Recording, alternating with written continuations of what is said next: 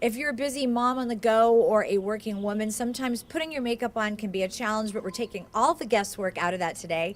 Hello and thanks for joining us. I'm Maria Serrao. I am at Apothecary, joined by the owner and business award recipient, Francine Collora. Thank you. Francine, thanks for having us today. Now, we are going to learn how to do makeup today. What do you think is the biggest challenge for people that don't exactly know how to do their makeup? I think that they get overwhelmed by all of the YouTube videos or friends' recommendations or what you should do or not do, especially at makeup counters at the mall. So I think what we're trying to do here at Apothecary is really take that guesswork. We're a neutral ground. We're really like come in and experience one of our guest artists that come in and we're really at a neutral base level. So we're not pushing a specific brand. I mean, we can sell everything to the customer, but she knows that she's coming in just for a Kevin O'Quan focused event. And you guys are really good at working one-on-one with the different clients that come in. Today, it's going to be Kevin O'Quan, like you said, that Jen is the makeup artist. She is unbelievable. And she's actually going to teach us, show these ladies how to put their makeup on for glamour and just for every day. Absolutely. So today she's going to work with a lot of our customers and just transform from a day to evening, night. A lot of customers always say, well, I don't have time to go home and change it up. So what can I use in my palette and work with that? So today she's teaching a lot about eyes. And really we're starting out with the clean palette, and you'll see the different transformations that Jen creates today. They're pretty amazing. Very, very amazing. All right, let's get to it, and we'll go talk to Jen. Jen, tell us what we're going to see here today, and a little bit about the makeup. Yeah. So what we have in store is truly just meeting a few gals, showing them a couple tricks and tips that they can translate in any number of ways. I think rather than showing them one look with a very specific color palette, it's about maximizing technique, taking what they'd normally do up a notch so that they feel beautiful, like their most beautiful self, but not like the makeup is wearing them, that they're really, confident in the look. Tell us why Kevin O'Quan makeup is so good for that. Oh, Kevin O'Quan, the company is rooted in authenticity and individuality. Every Kevin O'Quan artist is way more interested in who our client is, who she is or he is even, rather than selling a look. So the tricks are going to be distinct. They're going to be for you, for your lifestyle, for what you're comfortable in, like what is your version of pretty, and then we draw inspiration from that. We know trends and we know what's current. We participate in New York Fashion Week. We do all the makeup shows. We know what's out there, and we use it as a way to teach and to pull from our arsenal, but we don't push that on anybody just because it's hot now in the magazines. What's the biggest challenge for people when they learn how to do makeup? I would think that it's when they start to explore, the colors don't always come together immediately. They see sometimes when they get their makeup done or in print that start and then the end result. They don't see the translation in between. So if they start to blend color a little bit, or they work with a new lip liner, they get frustrated, it's not coming together, and say, oh, that color's not for me. Or, oh, I can't blend that way. Or, oh, you do it beautifully. There's a trial and error. It takes some time. They have to have confidence that they'll see it through. And then the other thing is truly the biggest challenge is comparing themselves. When you see what the media has done to women and men, it's very easy to say, there's no way I could wear that. And they don't realize how altered a lot of those images are, and they're not seeing real people. I see real skin every day, real eyes. And, they just have to love what they're working with. So right now I'm just doing overall moisturizer. We're going to use a foundation primer on her, but foundation primer, as important as it is, it's not going to replace any of your skincare. The primer that I am using is going to be the Kevin O'Quan primer, normal to dry. And I mean, she's got beautiful skin, a little on the dry side, right? Yep. So foundation primer all over, mostly concentrated on the areas where you have a gripe about your makeup wearing well. So, you know, most women, T-zone, under eye, you know, foundation tends to settle a little bit funny under the eye, around the lip area. And the true intention of this primer is to allow for whatever you put on top, it's gonna look smoother, it's gonna adhere longer. Our primer is rich in hyaluronic acid, peptides, it's dynamite on the skin. It doesn't have like too much slip, so you're gonna have no problem putting your complexion products on top without it feeling like you've got a extra layer. So for you, I know we're gonna go nighttime eye. I'm gonna choose Tinted Balm as an all over to start. We're gonna finish the complexion in the end, but sometimes if you go for a smoky eye and you haven't done anything to the under eye or the rest of your face, you just keep adding color and you're fussing with the eyes and you're like, why does this look amazing? And you don't realize what's in the background of your vision really is like the dark circles or a little hyperpigmentation, or, you know, if you're extra tired. So I like to do a light layer of Tinted Balm all over. Okay. Do the color and then go in and perfect complexion. You'd be shocked at how much better or less eyeshadow that you'll use. Exactly. Some women, especially if they're going darker around the eyes, they wait till after because you get that fallout. But I always find that the eyes look so much better if it's up against a blank canvas, you know? And blank canvas means like neutral skin. So Tinted Balm all over. This is dynamite. It's oil-free, paraben-free, water-based, and fragrance-free. It's a really clean product. You cannot mess it up. It's water-based, so if you do use a sponge, you run the risk of that sponge eating a little bit of your product. So I love fingertip application. I know this was like Kevin Aquan. I mean, every picture you see of him, he had, you know, his hands applying color. It's, you know, a lot of makeup artists, we love our fingers to apply makeup. However, we do have a brush that is new to our collection, our foundation brush, that is I'll tell you, it's the only brush I've ever used that mimics like the pads of fingers. And I'll show it to you. I'm gonna use it for the, you know, blending concealer and when we go in the end and kind of complete your complexion. Let's see, look up to the sky. Mm-hmm. Do you use an eyeshadow base now? I do. I use a primer. Okay, good. Like foundation primer on the lid or an eye primer? An eye primer. Okay, good. So I'm going to start with black eye pencil and use that to create the base for your smoky eye. Now, do you curl your lashes? You do? Yep, I'm gonna. I have his curl. Oh, good, good. I'm gonna curl your lashes. So fun trivia. How often do you think that you should, I know guys, sorry, buy a new eyelash curler? It's probably more often than I do. Probably more often than most women. Let's see. Once look a year? down here.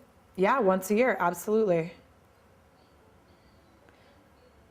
They say, beauty experts say, you should replace your curler once every year and your pad on your unit once every 6 months, about. And Kevin was asked long ago, what is your favorite makeup tool or trick or technique that, I mean, if you had to do one thing, what would it be? He says, curling the lashes. It's the easiest way without fussing with a lot of color to open the eye. So certainly do it if you can on the daily. I'm gonna tight line your eyes with a waterproof liquid liner. So Okay. this is something you do Yep. already? Okay, good. You can tight line with a lot of different companies have lots of, different brushes and gels and creams. I'm pretty fuss free. Like I don't like 17 different products to get the job done. Sometimes it's necessary, but I love this. You just lay this at the root of the lash, give it a little wiggle on the flat edge, and there's your tight line. Okay. Instead of, you don't have to wet it and anything like that. See, look down. It's great here. Rather than going back and forth here or round in circles, sometimes we do this like round in circle blending, and then the smoky eye all of a sudden is like up near our eyebrow and we don't know Right. like what happened. So I'm gonna draw in from the outside and up. And when I'm on the inside, I'm going to go the opposite direction, back out, and on the center, drag up. So you're almost thinking like there's a V. This is the easiest way to, I mean, if you needed a daytime smoky, you could just do this, throw a little shadow, and you're out the door. But depending on the, you know, the evening, you just keep building that pencil and dragging it. Now you can still obviously put color in the crease, you can color in the brow bone, but this helps prevent the eyeshadow from getting sort of like out of hand.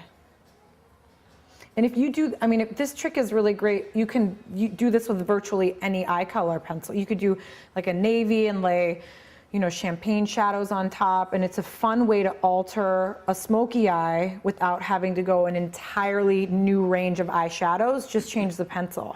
Okay. So you could do, you know, a purple or plum pencil, jade pencil, you name it. And it's a lot easier to get a blend instead of it looking like a hard line. Right. So the trick is just keep loading that pencil at the root. For a classic smoky eye, you're always darkest at the root. And we have a great powder, the contour powder, which we were talking about earlier. I'm actually going to use contour with this smoky eye to keep it a truly neutral smoky eye, not real warm and not real plummy or frosty. So you'll put that medium Yep. on the crease. You got it. Okay.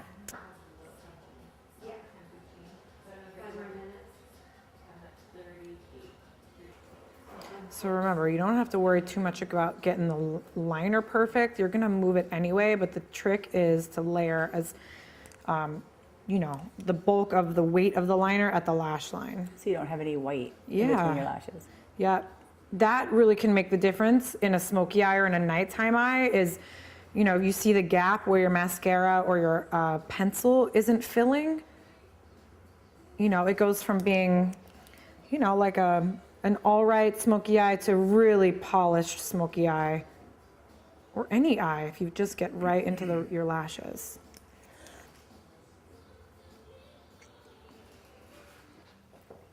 She's almost done with the eyes, just a couple finishing touches.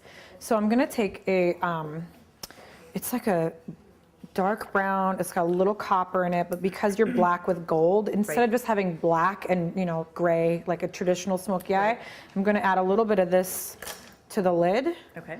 Where sort of topaz, and you can watch if you want, where topaz, where your medium sculpting and the liner are meeting, just through here.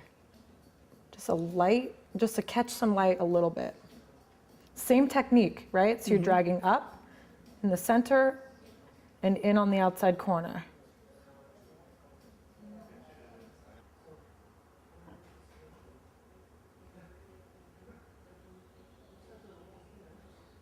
Rather than wash this like a heavy shimmer, that same brush that I used to put on medium, I'm just gonna pick up a little bit of the shimmer, and instead of buffing, go ahead and watch, put your chin up, I'm just gonna lay a little bit close to the lash line. And in that dim sort of candlelight nighttime lighting, your eyes just, they sparkle without going glitter. If you do the inner rim, it does close the eye a little bit, but it is more dramatic. So if you want the eyes more open, don't rim the inner rim. Heavy mascara or lashes, that'll make a ton of drama without closing the eye. Okay. But if you want a smokier, sexier, sultry look, line the inner rim. And what about the, That's also another option. So now we'll just clean up the complexion a little bit from our makeup. It's rare to be doing a smoky eye and not have a little fallout from shadow. Even on myself, when I'm, you know, working with a lot of color at home, you get a little bit. This is shade number 9. Okay. It's brightening without being white. okay. Sometimes when we brighten the under eye or highlight, we run the risk of looking too ashy or. And is this the same color that you put on to begin with? It is. Okay. And we're always, you know, like complexion is even here and then light here. Right. It's like we're shadowed, you know, by the sun. So I'll go in and give you some bronzer there. I'm just going to take a fan brush, Yes. the flat edge, and wash the medium with it, medium sculpting powder, and just where you normally, you know, the hollows of the cheek, usually starting from near the upper edge of the ear.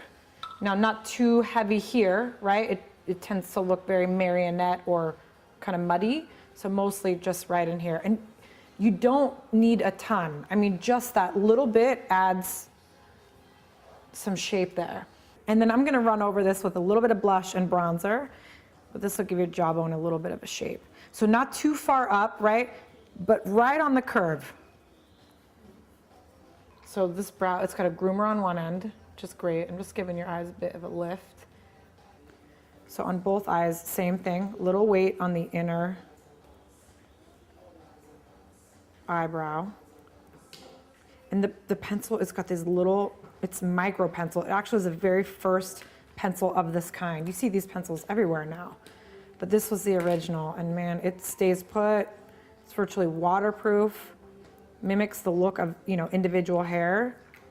And for you, definitely sparse on the outside. That's where most women lose their hair. And I'm gonna go through this with the groomer, and it just looks like a natural brow. And brows are one of the easiest ways to change your look. I mean, there's no right or wrong way. I'm just giving you like a good daily brow. You can play with brows. I mean, there isn't a right and wrong. There's a classically beautiful kind of brow, you know, but you see, brows can, they say a lot about you.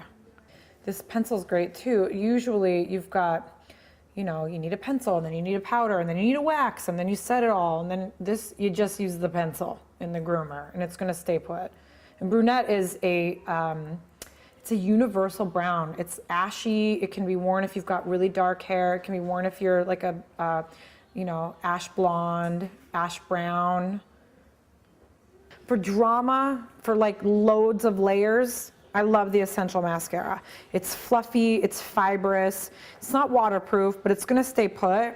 You can build this till the cows come home, and it's just gonna keep adding a nice layer. Let's see, look down. So for a smoky eye, you know, definitely don't cheap out on the lashes in terms of, you know, color payoff. Lots and lots and loads of mascara.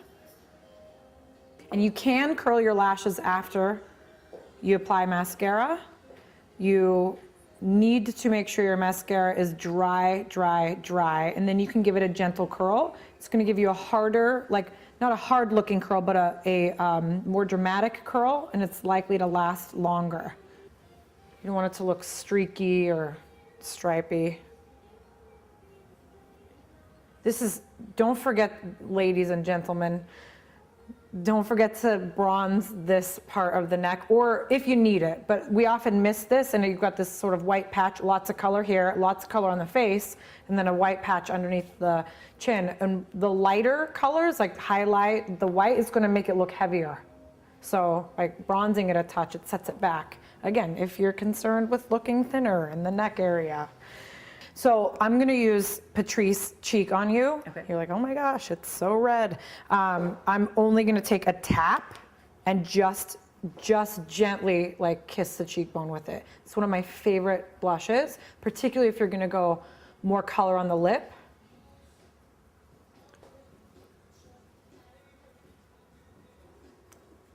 It's very pretty on you, actually.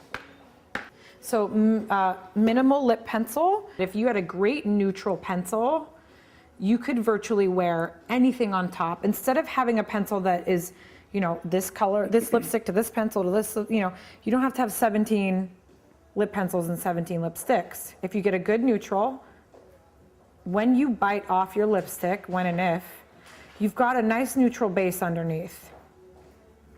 We have two that are classic, you know, like neutrals. This is more of a pink or berry nude. The other is called medium, which is more of a brown neutral, like a neutral brown. But, you know, the idea is sort of like a sketched lip, not too much of a hard edge. This is one of my favorite lipsticks. It's actually great to even wear as a stain. Just do a little pop of it and, you know, move it around with a little lip balm. It's beautiful. And these lipsticks, believe it or not, are nourishing to the lip. They have wild mango extract. So even in a matte formula, the quality of your lip is going to improve over time by wearing our matte lipstick. It's really pretty. This is just a little foundation primer, a little makeup primer. Okay. Even if you're just gonna do a little tint and like go to the gym or go buzz around, it helps your makeup adhere. I'd say it's your makeup insurance. But I like to do each step distinct. Skincare, primer, then your complexion on top. Okay. So I'm using for you a product called Tinted Balm. This is gonna lay and look like your traditional tinted moisturizer in the sense that it looks like skin, which is what everybody wants now. However, it does have more coverage than most tints on the market. So you can leave the house and go to lunch or dinner and feel like you look polished, which I love. Yeah. It is oil-free, it's water-based, and it's moussey. It's very, very easy to apply. You can't really mess this guy up. And great for building. I mean, you could throw it through the T-zone or wherever you need it and go, and you'd never find an edge, you know? So I'm going a color that's a touch warm for you because you've got a lot of warmth everywhere else. And because this is very forgiving, it's gonna add a little bit of warmth to your complexion. I mean, it's not like too dark, but it's a little warmer than you have like a quite porcelain undertone. I am going to do a touch of an eyeshadow base on you. Okay. I'm going to use this is it's called the sculpting brush. It has just a flat top. Okay. It almost finishes like an airbrush. Just a light layer. Yeah, that can also, you know, make the difference. You know, using a little primer versus just taking the shadow straight to the lid. Oh yeah. Okay, let's see. See, look up to the sky for me. Sometimes we get a little red on the lash line underneath.